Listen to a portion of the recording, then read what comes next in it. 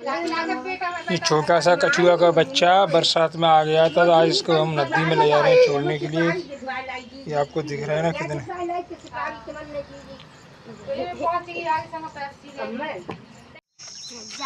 देखिए हमको ये छोटा सा कछुआ था जो बरसात में आ गया था, और इसको हमने घर में 2 दिन रखा था। ये बरसात के मौसम में आ गया था, जिसको हम नदी में छोड़ने के लिए आ गए हैं।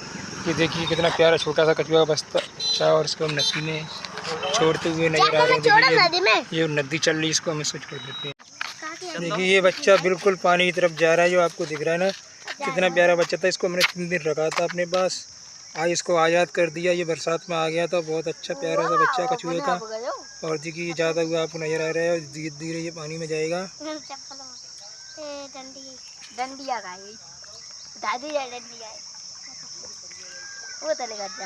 ये देखिए अब थोड़ी देर में पानी में जाने वाला है। देखिए चला गया।